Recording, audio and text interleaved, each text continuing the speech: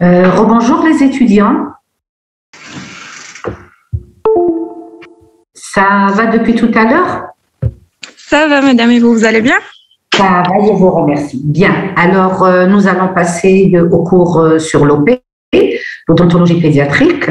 Et le cours dont j'ai l'honneur de vous parler aujourd'hui, c'est le fluor sous toutes ses formes.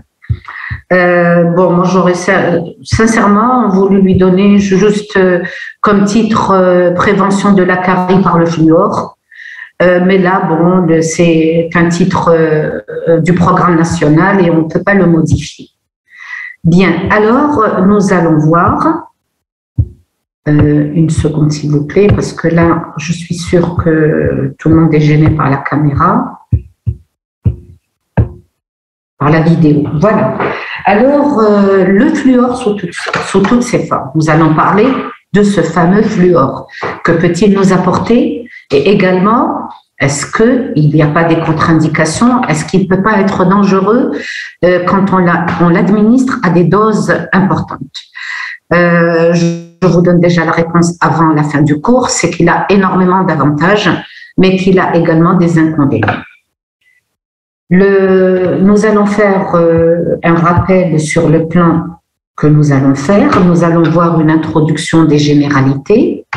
Un rappel sur les structures d'un émail jeune, c'est très important, ceci pour savoir comment l'apport du fluor peut constituer quelque chose contre la carie dentaire.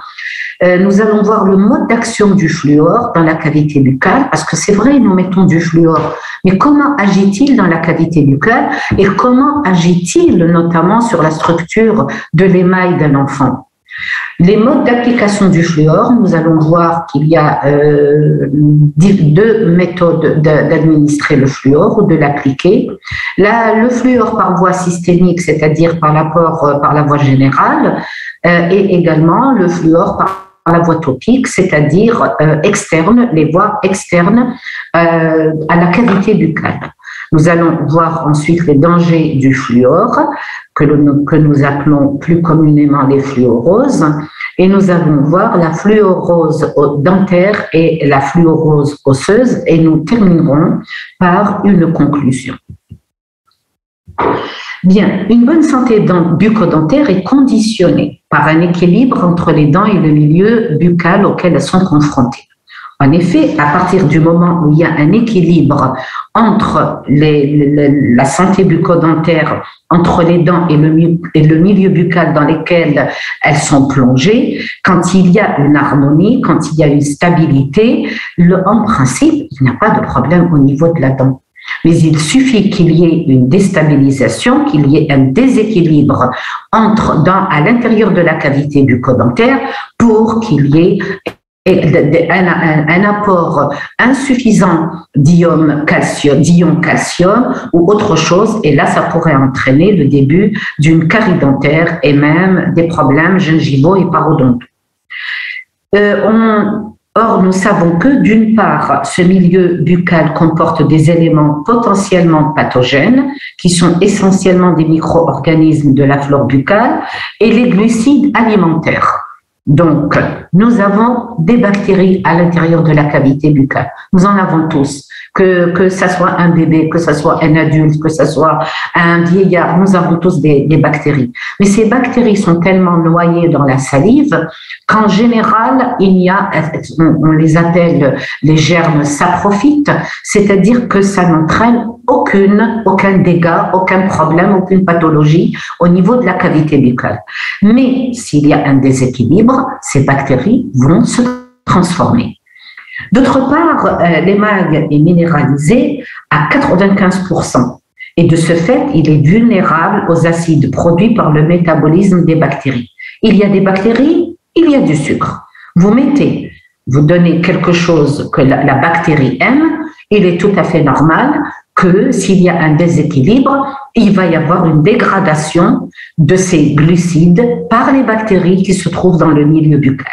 Et comme l'émail est minéralisé à 95%, vous voyez déjà qu'un acide extrêmement bas peut entraîner des déminéralisations assez importantes au niveau de l'émail.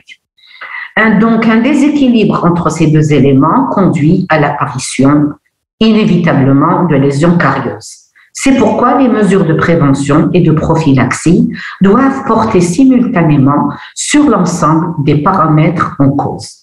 Donc, nous devons intervenir prophylactiquement avant qu'il y ait apparition de caries dentaires et nous allons voir comment notre apport peut être bénéfique pour ne pas basculer vers un pH trop acide qui pourrait donc entraîner la décalcification de notre émail.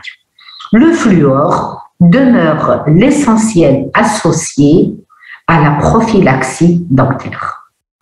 Nous allons faire donc un bref rappel sur la structure d'un émail jeune. Puisque nous sommes en OP, nous allons plutôt parler n'a pas encore atteint sa maturité. L'émail n'a pas atteint sa maturité. Vous savez très bien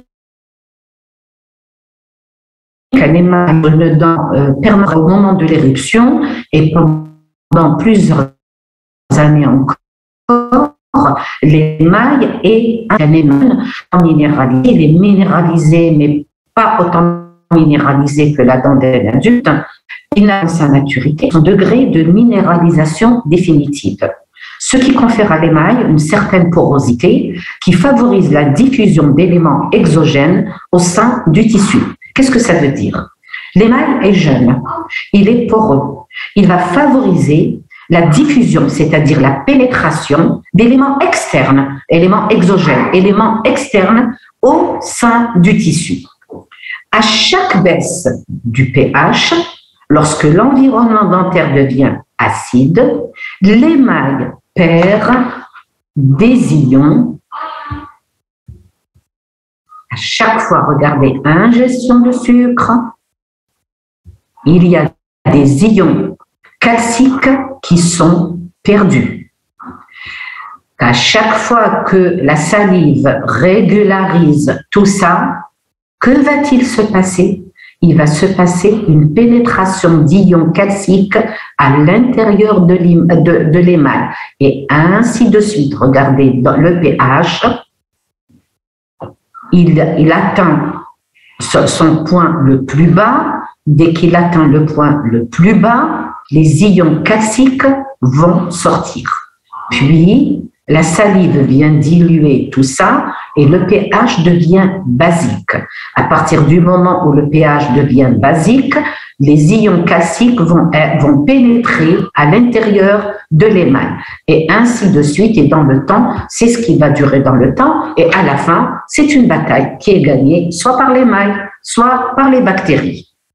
À chaque baisse de pH, lorsque l'environnement devient acide, l'émail perd des ions minéraux. Voilà, comme nous venons de le voir ici, il perd des ions minéraux.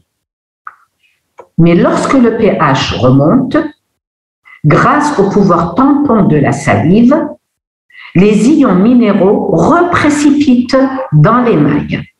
C'est ainsi que l'émail jeune est à la fois vulnérable face aux acides issus du métabolisme bactérien, mais il est également d'un autre côté favorable à la perméabilité et à la pénétration des ions minéraux présents dans la salive ou apportés par un traitement prophylactique qui est le fluor. Donc, je vais reprendre un petit peu pour que vous puissiez comprendre. Un émail jeune et poreux, par défaut d'une minéralisation totale. Dans la cavité buccale, si la salive n'est pas assez importante ou qu'il y a eu une ingestion de sucre important, de glucides importants, le pH va baisser. Ce pH va baisser, bien sûr, même au niveau de la surface des dents, ce qui va permettre une diffusion vers la cavité buccale des ions minéraux qui se trouvent à l'intérieur de l'émail. Puis, à partir du moment où la salive devient importante et elle va diluer ces hydrates de carbone, à ce moment-là, l'émail récupère les ions minéraux qui ont été apportés par la salive ou par nous, c'est-à-dire par le fluor. Est-ce que c'est compris? Est-ce que la courbe, vous l'avez comprise? Oui, docteur. Très bien. Donc, le mode, nous allons donc parler du... Là, c'était pour vous expliquer ce qui se passe au niveau de la surface de l'émail. Le mode d'action du fluor au niveau de la cavité buccale, le fluor est un oligo-élément qui fait partie du cycle végétal et animal et donc aussi du cycle alimentaire de l'homme. Il fait partie de notre cycle normal. Nous ingérons du fluor dans ce qui est végétal, dans le thé, dans plusieurs, c'est un oligo-élément qui est présent dans notre alimentation. Est-il suffisant? Est-il trop fort? Nous savons très bien que certaines régions en Algérie, il y a un apport de fluor qui est trop important, ce qui a entraîné des fluoroses. Nous savons également que d'autres régions en Algérie, il n'y a pas suffisamment de fluor et donc les personnes sont soumises à des caries dentaires. Les fluorures jouent un rôle essentiel dans la prévention des caries dentaires. Il exerce un effet systémique pendant la période de minéralisation. Je vais vous lire et puis je vous explique. Qu'est-ce qui s'est passé? Pourquoi c'est parti? Voilà. Les fluorures jouent un rôle essentiel dans la prévention des caries dentaires. Il exerce un effet systémique pendant la période de minéralisation des dents, pendant la formation des dents et avant leur percée dans la cavité buccale. Par intégration du fluor dans l'émail des dents, cette action est complétée d'un effet topique après l'éruption dentaire. Cette dernière repose sur l'incorporation d'ions fluorures exogènes par l'émail. J'explique tout ça. Donc, quand l'embryon est encore dans l'utérus de sa maman, il y a déjà la formation de l'émail de la dent. Quand le bébé est né, il est là. Nous n'avons pas encore la dent sur l'arcade, mais la dent est toujours en voie de formation. Comment allons-nous apporter par voie systémique cet apport de fluor? Par la maman. C'est la maman qui va donner donc ce fluor pour la consolidation de l'émail qui est en formation. Et ça, c'est par la voie systémique. Donc, je répète, les fluorures jouent un rôle essentiel dans la prévention des caries dentaires. Ils exercent un effet systémique pendant la période de minéralisation des dents. Pendant la formation des dents et avant leur percée dans la cavité buccale, par intégration du fluor dans l'émail des dents. Et cette action systémique qui est apportée par la mère est complétée d'un effet topique, c'est-à-dire d'un apport que vous apportez après l'éruption des dents. Cette dernière repose sur l'incorporation d'ions fluorures exogènes par l'émail. Donc, le fluor aide déjà l'émail à se former in utero et également avant l'éruption de la dent. Et une fois que la dent est apparue sur l'arcade, nous allons jouer un rôle prophylactique en l'apportant nous-mêmes. Mais bien sûr, après analyse pour voir si la teneur en fluor est suffisante ou non dans l'alimentation du bébé. L'effet cariostatique principal des fluorures topiques s'explique par la formation des fluorures de calcium qui précipitent sur les surfaces saines ou dans les microspores des lésions actives non cavitaires.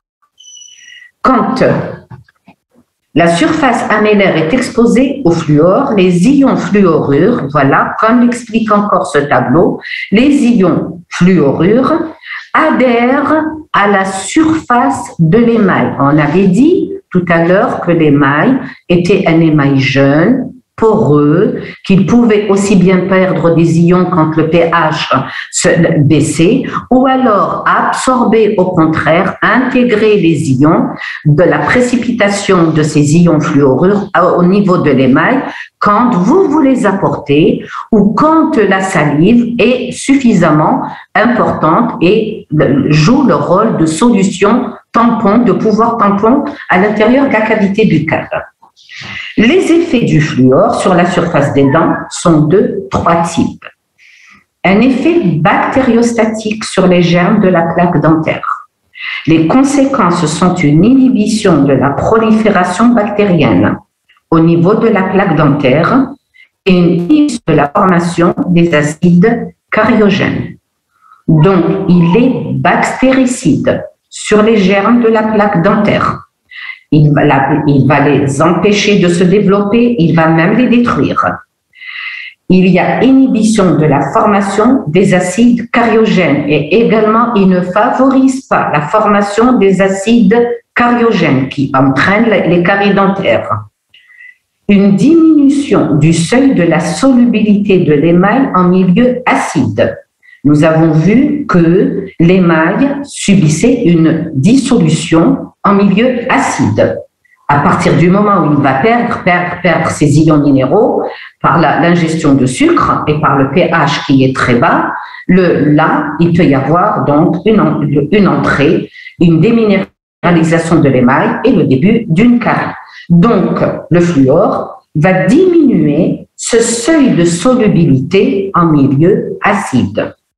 Une reminéralisation des lésions carieuses initiales, je dis bien initiales, parce qu'à partir du moment où ça atteint la dentine, après, c'est plus possible, le fluor n'a plus rien à apporter. Donc, une reminéralisation des lésions carieuses initiales de l'émail par le phénomène des échanges ioniques. Ce tableau, moi, je l'aime bien parce qu'il nous explique exactement ce qui se passe, baisse de pH, perte d'ions, mais si nous apportons des ions, des fluorures de calcium, nous allons avoir plutôt donc des réintégrations minérales que des fuites des minéraux. Mode d'apport du fluor. L'action du fluor sur l'émail, c'est compris, c'est bon? Les étudiants? Oui, madame, c'est compris. C'est compris, d'accord. Donc, nous allons voir de quelle manière nous pouvons apporter le fluor. D'abord, nous allons parler de l'apport du fluor par voie systémique, c'est-à-dire par la voie générale. Les méthodes de fluoruration, ça s'appelle soit fluoration, plutôt appelée fluoruration. On fluorure. Par exemple, l'eau du robinet où il y a une fluoruration de l'eau minérale. Donc, les méthodes de fluoruration par voie systémique ou générale sont à visée carioprophylactique pré-éruptive. Le fluor va intervenir, on a déjà dit que par la voie systémique, c'était notamment concernait notamment la pré-éruption de la dent. C'est un apport systémique au moment de la formation de l'émail, quand il n'est pas encore sur l'arcade. Parce qu'à partir du moment où il est sur l'arcade, par la voie systémique, ça ne sert plus à rien. Il faudrait plutôt passer par la voie topique. Donc, les méthodes de fluoruration par voie systémique ou générale sont à visée carioprophylactique pré-éruptive. Le fluor va intervenir pendant la minéralisation de l'émail des germes dentaires. L'apport du fluor par voie générale peut se faire par l'intervention ou par l'intermédiaire de l'eau potable ou de l'eau minérale, l'eau du robinet ou de l'eau embouteillée, du sel de cuisine ou également des comprimés ou des gouttes fluorées. Nous allons voir la fluoruration d'abord de l'eau. Fluoruration de l'eau de distribution, c'est-à-dire l'eau du robinet. La fluoruration de l'eau potable est définie comme l'addition contrôlée de composés fluorés. Je dis bien addition contrôlée de fluor au niveau de l'eau potable. Et ceci, bien sûr, c'est pas vous qui allez le faire, c'est la mairie qui le fait. Au système de distribution publique d'eau pour la prévention des caries dentaires. Le but est d'atteindre à un coût réduit, c'est-à-dire quelque chose qui ne coûte pas cher, toute une communauté avec des concentrations de fluor faibles et régulières. Donc, ceci se fait où? Ceci se fait, bien sûr, dans les communes où l'eau du robinet n'a pas de fluor du tout et que nous constatons, donc, quand on fait des statistiques dans les écoles environnantes, qu'il y a énormément d'élèves qui sont porteurs de caries. Nous l'avons déjà vu et nous avons trouvé que certaines écoles, les enfants étaient beaucoup plus prédisposés à la carie que d'autres. Donc, dans ce cas-là, qu'est-ce qu'on peut préconiser? Bien sûr, si l'alimentation au niveau de la maison n'est pas suffisante en fluor, la mairie se permet donc de rajouter des fluorures au niveau de l'eau de distribution de manière à ce que toute la communauté qui est dépourvue de fluor puisse avoir donc ces doses de fluorure de manière régulière et à des concentrations très faibles.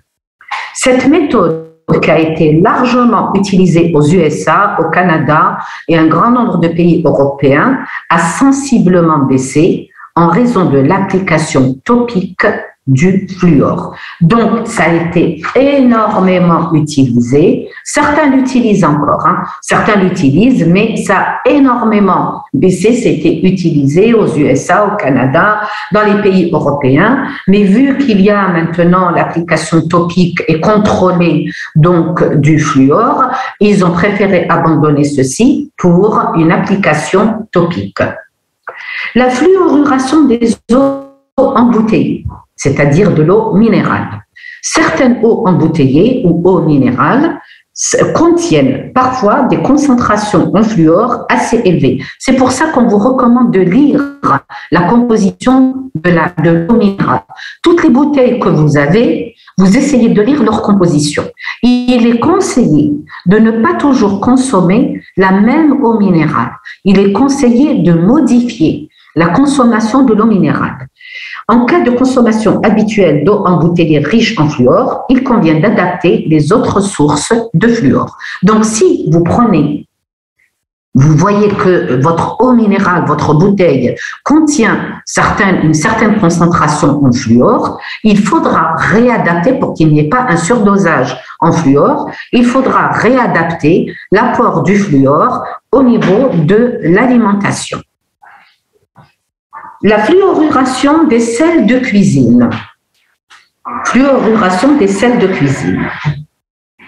Très longtemps, il y a eu la fluoruration de sels de cuisine par du fluorure de potassium. La fluoruration du sel et l'addition, c'est une addition contrôlée de fluorure au sel de cuisine. C'est le même principe que pour la fluoruration de l'eau, c'est une consommation régulière et non volontaire d'une petite quantité de fluorure au quotidien. La méthode semble très intéressante. Le problème demeure l'importante variation individuelle de consommation de sel. Donc, il y a même parmi ces pays que je viens de vous énumérer, certains ont incorporé du fluorure de potassium au sel de cuisine. Mais ceci doit être contrôlé parce qu'il y a des gens qui mangent peu de sel, d'autres personnes, vous les voyez prendre la bouteille de sel et en avant, ils mettent énormément de sel. Donc, la consommation du sel doit être contrôlée quand il y a une fluoruration de sel de cuisine. Là, je vous donne dans quoi nous pouvons apporter du sel, des fluorurations.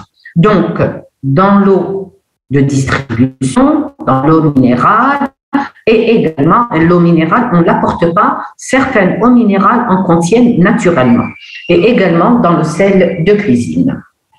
Suppléments fluorés en comprimé ou en gouttes, quand bien sûr la dent est sur l'arcade, nous avons à partir de 6 mois, vous pouvez donner des gouttes de fluor dans un petit peu d'eau chez le nourrisson, ou alors quand ils deviennent un petit peu plus grands, vous pouvez carrément leur donner des comprimés à sucer le soir au coucher. Des comprimés donc fluorés à des dosages différents, un quart, un demi et 1 milligramme, bien sûr adapté aux différents âges. On donne un quart avant 2 ans, on donne un demi avant 4 ans, puis 1 milligramme après 6 ans. Donc, ils sont dosés selon l'âge de l'enfant. Sont également mis en circulation, ainsi que les gouttes pour les tout-petits, c'est-à-dire les nourrissons. Dans ces cas, l'administration journalière demeurera de 0,06 mg de fluor par kilogramme de poids corporel. Ça doit être énormément mesuré.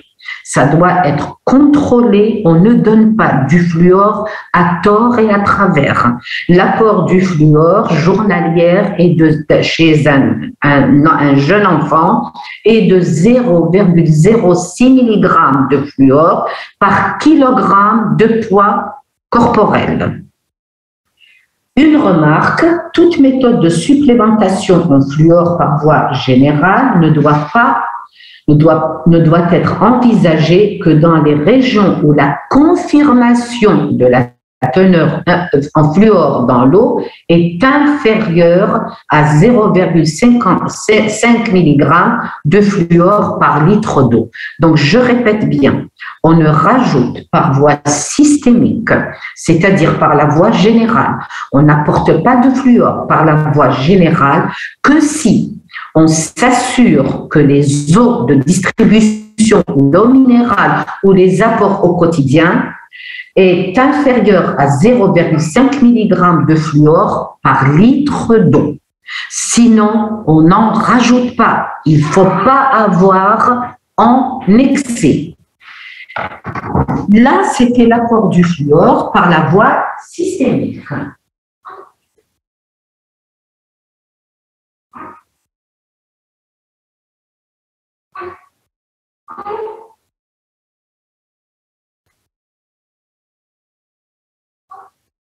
J'arrive tout de suite.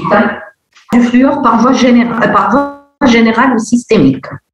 Ça doit être contrôlé, ça doit être étudié, ça doit être mesuré avant d'utiliser le fluor par voie systémique ou générale. Là, nous passons à l'apport du fluor par voie topique et c'est là où l'apport du fluor devient extrêmement intéressant. Le mécanisme d'action du fluor étant essentiellement post-éruptif, la prise de suppléments fluorés avant l'éruption des dents est actuellement très peu justifiée. En effet, l'efficacité prophylactique optimale est atteinte lorsque le fluor est appliqué directement sur les dents jeunes. Je répète donc, l'efficacité prophylactique optimale est atteinte lorsque le fluor est appliqué directement sur les dents jeunes, c'est-à-dire directement sur la surface de l'émail, et assez tôt après leur éruption, lorsque l'émail est encore immature, puisque ce dernier possède une aptitude particulière à incorporer le fluor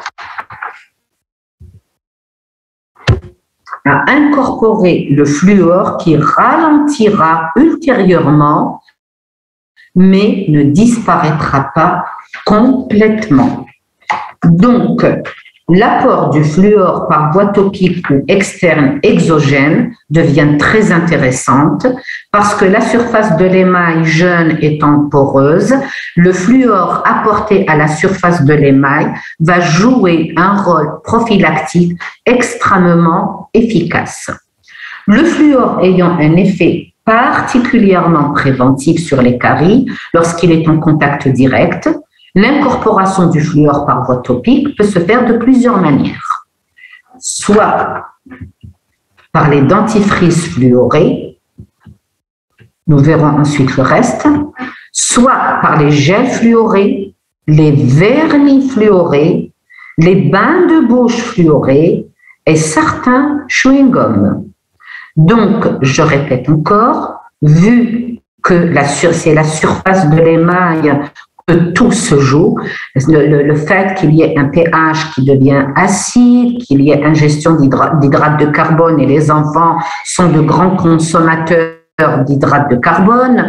Donc, le fluor, lui, va agir au niveau de la surface de l'émail, en contact direct avec celui-ci. Il va plutôt permettre l'incorporation des ions fluorures minéraux à l'intérieur de l'émail que de les voir partir de la surface de l'émail et entraîner un début de carie. Et l'incorporation de fluor par voie topique peut se faire de plusieurs manières, soit par les dentifrices fluorés, les gels fluorés, les vernis fluorés, les bains de bouche fluorés et certains chewing-gums. Et nous allons parler tout de suite des dentifrices fluorés ou fluorurés. L'incorporation du fluor dans les dentifrices constitue une méthode peu onéreuse et accessible à tous.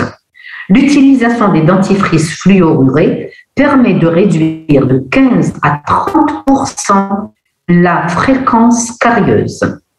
Les meilleurs résultats étant atteints avec les pâtes dentifrices à haute teneur en fluor. Je suppose qu'à chaque fois que vous achetez votre dentifrice,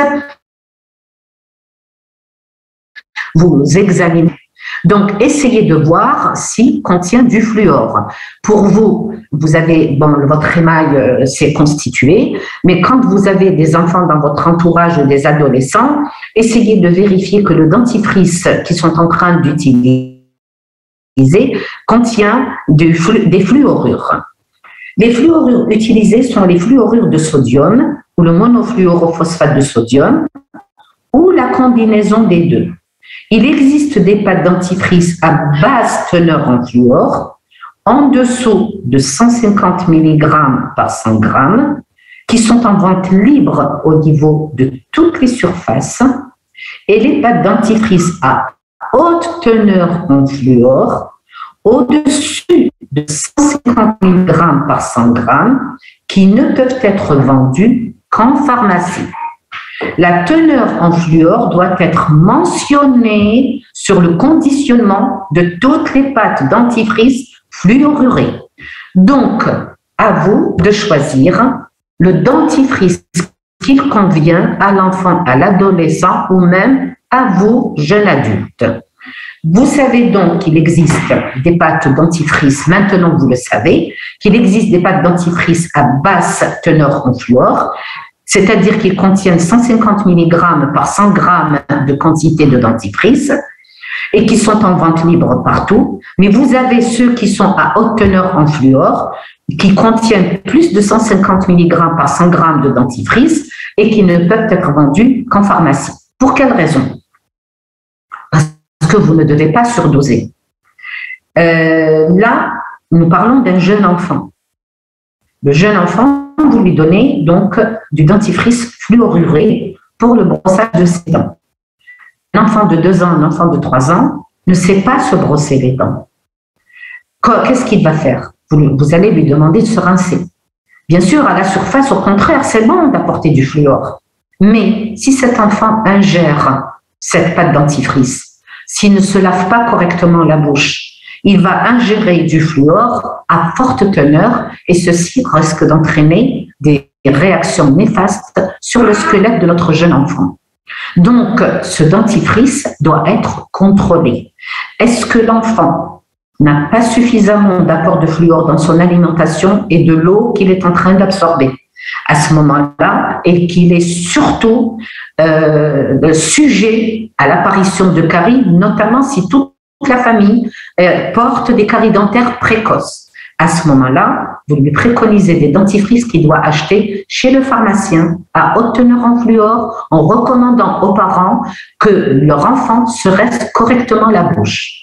Si maintenant, il y a un certain apport de fluor par l'alimentation équilibrée, par également l'eau que l'enfant prend, notamment dans l'eau minérale qu'il boit, à ce moment-là, vous achetez un dentifrice normal, c'est-à-dire à une basse teneur en fluor et avec laquelle vous ne risquez strictement rien, notamment si l'enfant a une cavité buccale assez saine, qu'il n'y a pas des polycaries. Donc, celui-là n'a pas besoin d'une forte concentration en fluor, il aura besoin d'une faible concentration en fluor apportée quotidiennement et notamment le soir.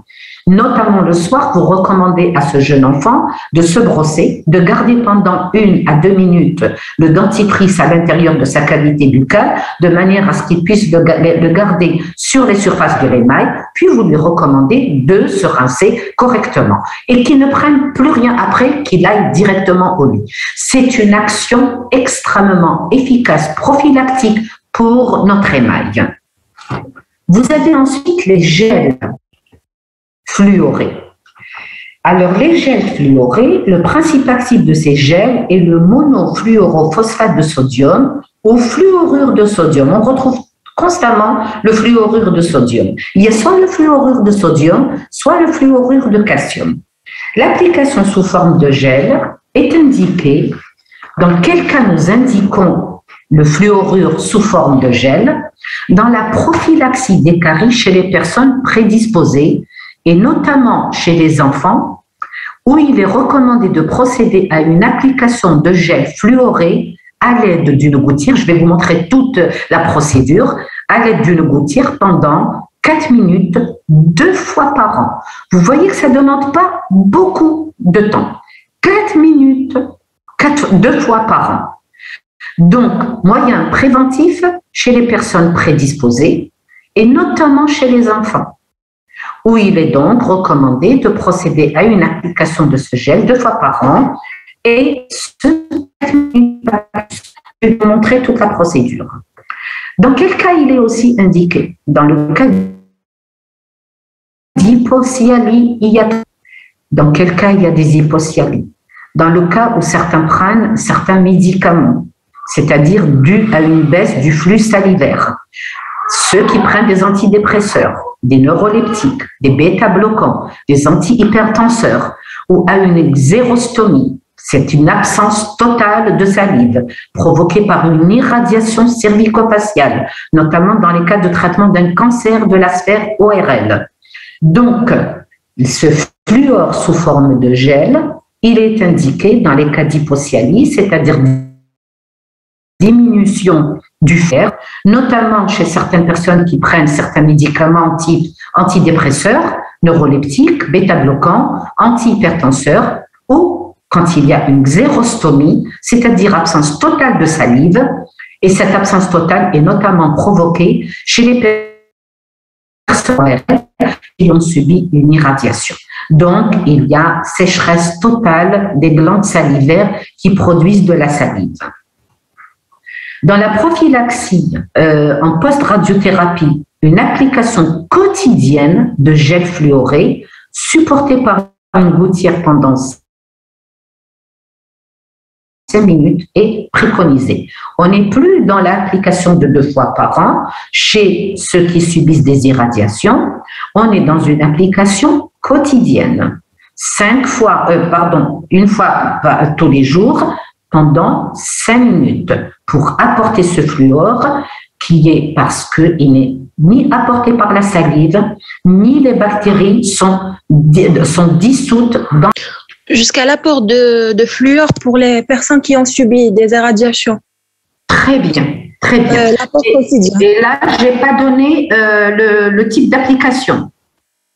Vous avez dit que c'est devenu une application quotidienne. Très bien. De fluoré apporté par une gouttière pendant 5 minutes. Oui. Très bien. Donc, cette fluoroprophylaxie est aussi conseillée avant le traitement palliatif ou curatif chez les irradiés au niveau de la sphère ORL. Donc, chez les irradiés, quand ils sont irradiés, vous pouvez le faire, et également en traitement préventif, c'est-à-dire quand ils vont se faire irradier, vous pouvez également préconiser la mise en place d'un gel fluoruré de manière à éviter les caries chez ces personnes. Technique d'application. Faire procéder à un brossage rigoureux avant toute application.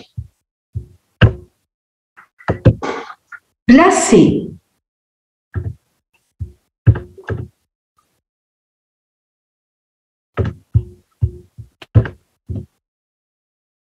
placer du gel fluoré à l'intérieur des gouttières qui seront soit préfabriquées au labo avec des feuilles en silicone, comme nous le voyons sur celle-ci, ou préfabriquées, vendues sous plusieurs tailles. Donc, je reprends, je crois que j'ai fait une petite erreur, donc je reprends.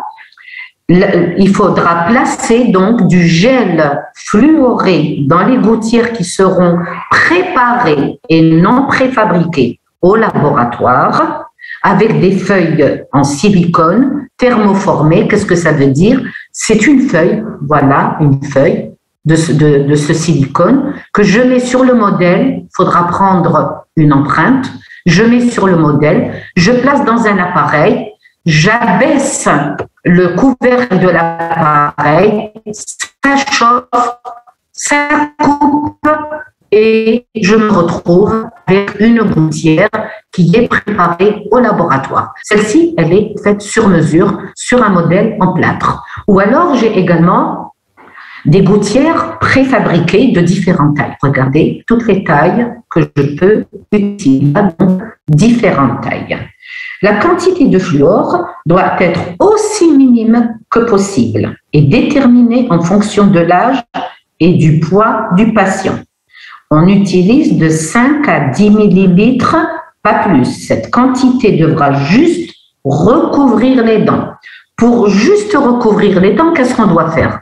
On doit remplir au 1/3 ou à la moitié le vide à l'intérieur de notre gouttière. Je ne remplis pas plus, je ne la remplis pas en totalité.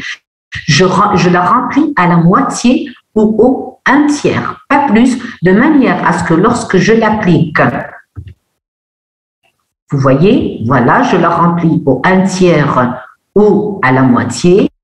Là également, c'est un gel coloré. Là, c'est pas un gel coloré. Là, c'est un gel coloré. La quantité de gel, elle est mise à l'intérieur. Là, c'est fabriqué au laboratoire. Là, c'est des gouttières fabriquées. De manière à ce que lorsque je la place et que je fasse une pression au niveau de ma gouttière, ça ne déborde pas. Le gel doit rester uniquement à l'intérieur de ma gouttière et sur la surface des dents. Le patient est alors placé en position assise, dossier du fauteuil bien redressé, afin d'éviter tout risque de déglutition.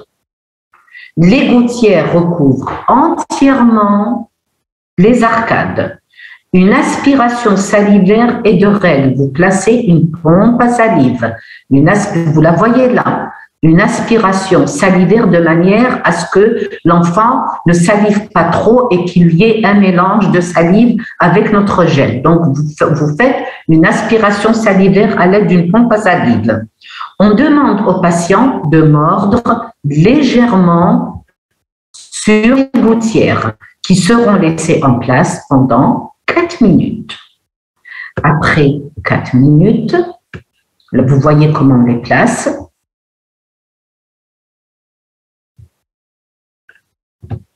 Après 4 minutes, les gouttières sont retirées, le patient aspire. Vous lui demandez de sucer sur ses dents et de cracher. Donc, tout ce qu'il y a, tout ce qu'il y a sur la surface de la dent en excès, et vous allez lui demander de le sucer, de l'aspirer et de cracher sans plus. Et ça s'arrête là. Il crache 2 ou 3 fois, mais il ne se rince pas. Et vous lui demandez d'éviter de boire ou de manger ou de se rincer pendant les 30 minutes qui suivent. Donc, je reprends. Brossage correct, rigoureux, ou alors j'ai fabriqué une gouttière laboratoire, ou alors je les ai achetées de différentes tailles suivant la bouche de mon petit malade. Je remplis soit ma gouttière du laboratoire, soit les gouttières préfabriquées au niveau de la moitié, pas plus, de manière à ce qu'il n'y ait pas de débordement lorsque le patient va mordre dessus. J'assure une aspiration. Je demande également au patient de mordre légèrement. J'attends 4 minutes. Je retire mes gouttières et je demande au jeune patient d'aspirer, de sucer ses dents et de cracher 2 ou 3 fois sans rinçage. Et il doit éviter de boire, de manger et de se rincer pendant 30 minutes qui ont suivi l'application du gel. Après, ça y est, pénétration à l'intérieur de l'émail de la dent. On n'a plus peur, il peut manger, il peut boire, il peut faire ce qu'il veut. Ça, c'est en ce qui concerne les gels. Il existe également les vernis. Les vernis fluorés. Le vernis fluoré est au Canada de nombreuses années et sert d'agent anti-carie et non pas seulement d'agent désensibilisateur. Parce qu'il y a certains qui l'utilisent comme agent de désensibilisation chez certaines personnes qui ont des sensibilités dentaires. Là, il est utilisé comme agent anti-carie. La plupart des vernis contiennent 5% de fluorure de sodium lorsqu'une couche de 0,3 à 0,5 millilitres de vernis est appliquée. Donc, à vous de savoir doser votre vernis. L'assiduité des patients, plus particulièrement chez les jeunes enfants, semble meilleure qu'avec une application professionnelle de fluorure à l'aide de gouttières. Le vernis s'applique sur une surface dentaire propre et sèche. Le vernis devra rester sur la surface des dents jusqu'au lendemain, puisque l'absorption du fluorure par l'émail se poursuit après l'application. Donc, l'enfant est plus tenté par le faire chez lui. Sa maman ou son papa ou la grande sœur, à l'aide d'un pinceau, lui applique le vernis sur la surface de la dent et l'enfant va dormir avec. Vous n'avez pas besoin d'appliquer couche sur couche. Vous appliquez une très légère, les filles sont habituées au vernis à ongles, donc c'est un petit peu la même quantité, pas plus, une très légère quantité et qui va agir toute la nuit. Vous ne mettez ni gouttière ni rien du tout. Donc, c'est un vernis qui est appliqué au pinceau et là, vous attendez quelques minutes que ça sèche et vous envoyez l'enfant au lit. Et donc, cette absorption de fluorure par l'émail se poursuivra ainsi après l'application et durant toute la nuit. Le praticien devra préciser au jeune enfant, ou plutôt à ses parents, qu'il ne pourra se brosser les dents que le lendemain. Donc, il se brosse les dents, il place le vernis et il dort avec. Le lendemain, il pourra se rincer et se brosser les dents. Selon le risque de prédisposition aux caries dentaires, l'application du vernis fluoré devrait se répéter tous les 4 à 6 mois. C'est pas tous les jours, ça c'est tous les 4 à 6 mois. C'est-à-dire, c'est 3 fois à 2 fois par an. Donc même pour le vernis fluoré, c'est pas quelque chose de contraignant.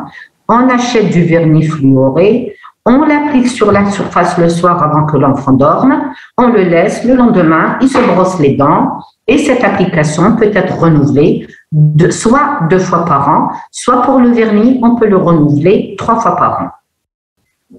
Le vernis fluoré va créer un bouclier protecteur à la surface des dents, ce qui va bloquer la déminéralisation et freiner l'action acide des bactéries. Tous les fluorures ont la même action, c'est juste une répétition. Les applications préventives de vernis fluoré aident non seulement à protéger contre les caries, mais aussi à traiter les sensibilités au froid et au chaud, ce que j'ai dit déjà au début. Donc, il est utile pour les sensibilités dentinaires, il est utile pour la prophylaxie de la carie dentaire chez l'enfant et chez le jeune adulte. Nous avons vu donc le vernis, nous avons vu le gel. Maintenant, nous allons parler des bains de bouche. Les bains de bouche sont conseillés notamment chez les enfants porteurs d'appareils orthodontiques. Les bains de bouche fluorées ou fluorurées vont ainsi augmenter la reminéralisation de l'émail qui a été déminéralisé quand on a placé des braquettes. Donc, autour des bagues et des braquettes orthodontiques.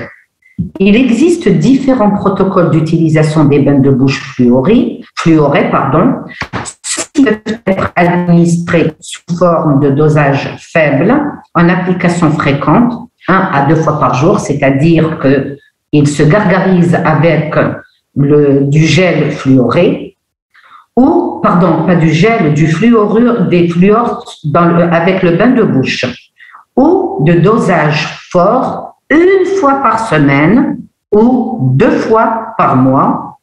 Ceci va réduire la carie de 25 à 30%. Vous pouvez également passer, regardez, à l'aide d'une brossette, du gel fluoré tout autour des braquettes pour éviter tout autour la déminéralisation de l'émail. Qu'est-ce qui est également recommandé? Vous pouvez, au moment également où vous enlevez cet appareillage, les braquettes, appliquer une couche de gel fluoré de manière à faire la cicatrisation de tout l'émail qui a été déminéralisé pour que le composite retienne vos braquettes. Une fois que nous avons vu les gels, les bains de bouche, les vernis, nous passons aux gommes à mâcher ou chewing-gum fluorés. Eh bien, il faut savoir que ça existe. Il existe des gommes à mâcher ou des chewing-gums fluorés ou fluorurés qui sont recommandés aux enfants prédisposés au polycarie et qui usent de cette gomme. Beaucoup d'enfants n'arrêtent pas de manger du chewing-gum et même les jeunes adultes. Donc, notamment les chewing-gums sucrés. Ceux qui ne peuvent pas s'en passer, il vaut mieux donc acheter, pour ceux qui arrivent à aller à l'étranger, ou peut-être même certaines pharmacies l'apportent, ici en Algérie, vous achetez carrément des plaques de chewing-gum fluorurées. Ceci va vous permettre donc de prendre du plaisir à mâcher ce chewing-gum et également de vous protéger vos dents. Voilà en ce qui concerne tout l'apport et pourquoi et comment ce fluor va apporter la prophylaxie au niveau de la surface des dents et empêcher, diminuer la plupart du temps, plus de 30% des risques d'apparition des caries dentaires. Mais il y a un mais. Il y a les dangers du fluor. Si le fluor est bénéfique dans la prévention de la carie dentaire, en revanche, des apports élevés peuvent perturber le développement des dents et même celui des os quand l'apport atteint le seuil de l'intoxication. L'excès incontrôlé du fluor entraîne ce qu'on appelle la fluorose. Donc, j'ai bien répété tout au long du cours que l'apport du fluor doit être contrôlé. On ne peut pas donner du fluor sans savoir si il y a un apport suffisant au niveau de l'alimentation, au niveau de l'eau que l'on absorbe et au niveau donc il faut que ça soit au niveau de l'eau, au niveau du sel que l'on absorbe, au niveau de l'alimentation parce que l'alimentation diffère d'une famille à une autre, il faudrait absolument savoir quel est l'apport du fluor quotidien avant d'appliquer les gels, les vernis, vous pouvez le faire. Mais la fluorose intervient notamment lorsqu'on donne du fluor par voie systémique ou alors qu'on exagère dans l'apport du fluor par la voie topique. Par exemple, le gel, on vous recommande 2 fois par an, vous n'allez pas l'appliquer 1 fois par mois. Donc, ceci peut entraîner des fluoroses. L'excès de fluor entraîne la fluorose. Et nous allons parler de la fluorose dentaire. La fluorose dentaire est une atteinte de l'émail chez les sujets qui ont ingéré une quantité trop importante. Je dis bien ingéré de fluor en bas âge, c'est-à-dire pendant la formation des dents et juste après leur éruption. La fluorose se manifeste sur l'émail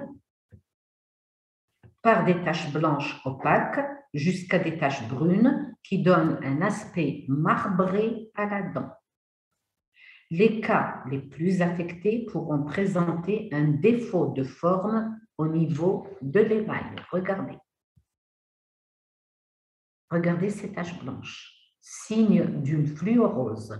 Regardez, signe d'une fluorose.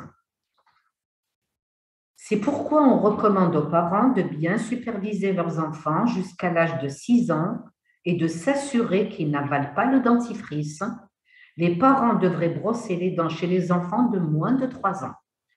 Donc, cette fluorose intervient quand vous ne prenez pas vos précautions. Si vous prenez vos précautions, il n'y a pas de raison pour qu'il y ait une fluorose. Vous allez recommander aux parents de surveiller leurs enfants quand ils se brossent avant l'âge de 6 ans. Il faudrait qu'ils le fassent sous votre contrôle et qu'ils se rincent correctement les dents.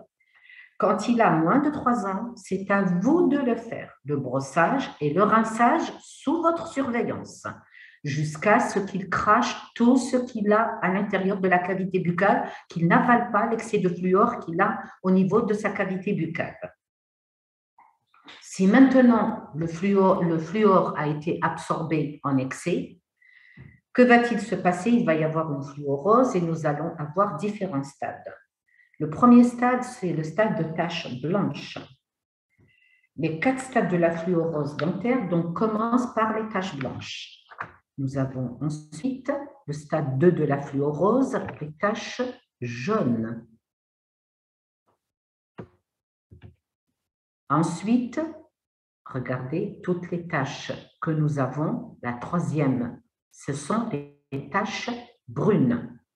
Et le quatrième stade, c'est la perte de substance au niveau des dents. Donc, regardez l'évolution de la fluorose.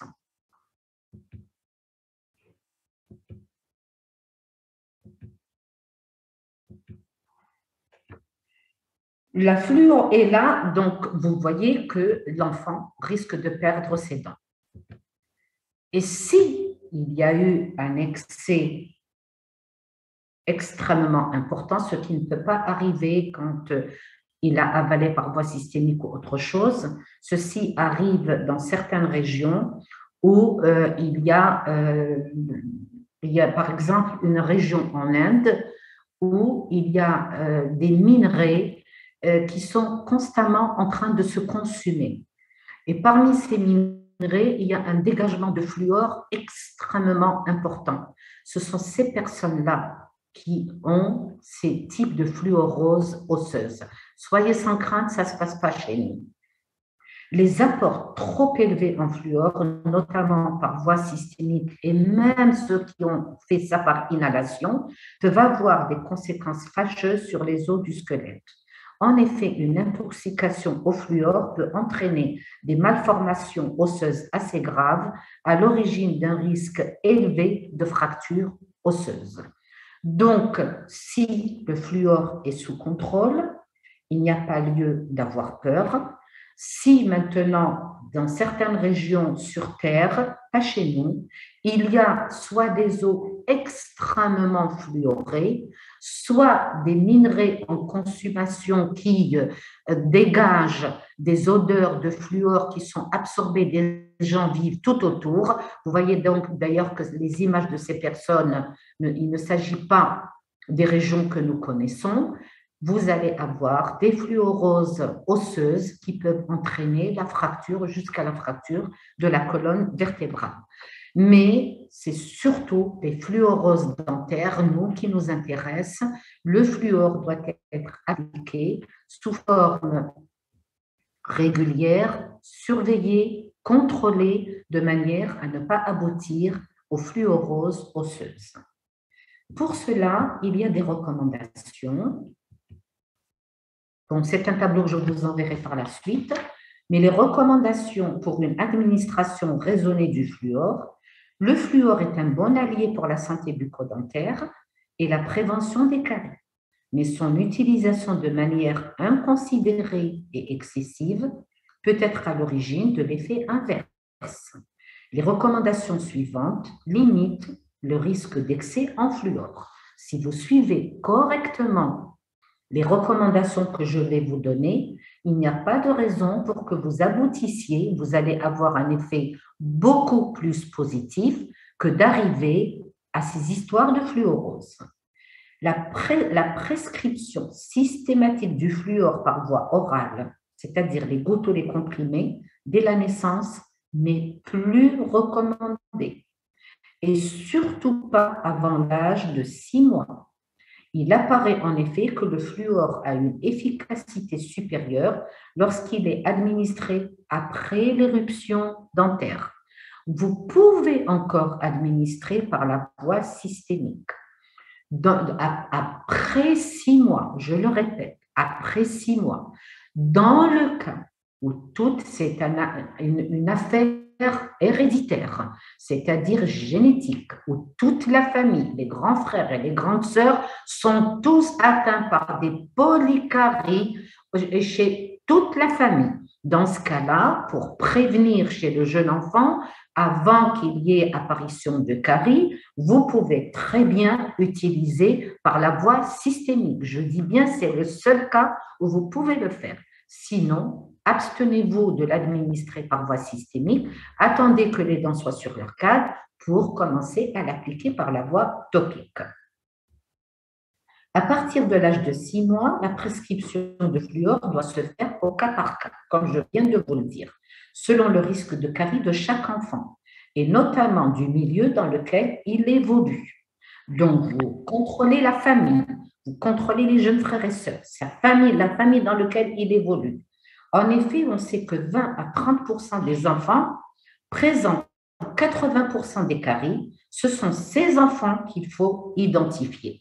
Ceux qui présentent des polycaries et dont les frères et sœurs présentent des polycaries. Pour les autres enfants dont le risque de carie est réduit, on recommande un brossage des dents 2 fois par jour avec un dentifrice fluoré, dont la teneur en fluor est adaptée à l'âge de l'enfant. Quant aux enfants à risque élevé de carie, en complément du brossage des dents, un complément en fluor est conseillé dès l'apparition des premières dents. Mais au préalable, il est nécessaire de faire un bilan personnalisé des apports journaliers en fluor, car il faut tenir compte de toutes les autres sources de fluor, eau de boisson, sel par exemple, afin d'éviter cette fameuse fluorose dentaire. Le dentiste peut aussi proposer l'application du fluor sous forme de vernis ou de gel sur les dents de l'enfant. Les doses de fluor journalières recommandées dépendent de chaque individu, et notamment de l'âge. Un enfant de 1 à 3 ans doit consommer au maximum 0,5 mg de fluor par jour. Les enfants de 4 à 6 ans, c'est 0,8 mg par jour et un peu moins de 1,5 mg pour les enfants âgés de 7 à 12 ans. À partir de 13 ans, l'enfant consomme une quantité de fluor égale à celle de l'adulte, c'est-à-dire de 2 à 2,5 mg par jour. Je reprends. De 1 à 3 ans, la quantité de fluor ingérée au quotidien par le jeune enfant ne doit pas dépasser les 0,5 mg. 0,8 mg pour les enfants âgés de 4 à 6 ans. Pour les enfants âgés de 7 à 12 ans, entre 1 et 1,5 mg, pas plus de 1,5 mg. Et à partir de 13 ans, c'est la consommation, comme les adultes, de 2 à 2,5 mg par jour. En résumé, quel que soit le niveau de risque de carie chez l'enfant, la mesure la plus efficace de prévention des caries est un brossage au minimum bicotidien, des dents avec un dentifrice fluoré ou fluoruré, ayant une teneur en fluor adaptée à l'âge, Ce brossage doit être réalisé ou assisté par un adulte chez les enfants ayant moins de 6 ans ou peu autonomes, les enfants handicapés, à cause du risque d'ingestion du dentifrice. Donc, si vous appliquez toutes ces recommandations, il n'y a pas de risque d'aller vers les fluoroses dentaires. Au contraire, vous allez apporter un espoir à la famille et à ce jeune enfant de grandir sans carie dentaire parce que le fluor, il devient votre allié pour combattre les caries dentaires et c'est la prophylaxie de toutes les caries. Pour le moment, il n'y a pas d'autre prophylaxie, à moins que, bien sûr, il y a les sealants. Les sealants, vous devez fraiser ou vous devez le mettre à la surface de la dent. C'est un acte opératoire. Ça, ce n'est pas un acte opératoire, c'est un acte préventif très doux qui peut être très bénéfique. Mais autant il est votre allié pour la prophylaxie de la carie, autant il peut devenir votre ennemi si vous l'avez mal dosé. En conclusion, parmi les mesures de prévention de la carie, le fluor est considéré depuis longtemps comme un agent essentiel. Cependant, ses modalités d'administration font l'objet de débats entre les experts au vu de toutes les données expérimentales, cliniques et épidémiologiques. En effet, à certaines doses, le fluor exerce des effets très favorables contre la carie. Il est en effet capable de limiter la déminéralisation et favorise au contraire la reminéralisation de la dent. De plus, il inhibe le développement des bactéries responsables de la carie. Vous voyez tous les points positifs que possède le fluor. Le problème demeure le surdosage en fluor qui peut entraîner un effet inverse, c'est-à-dire une fluorose qui rend l'émail poreux, coloré et fragile. Et bien sûr, la fluorose, elle survient quand même quand il y a une ingestion de plus de 10 mg par jour. Voilà, le cours est terminé.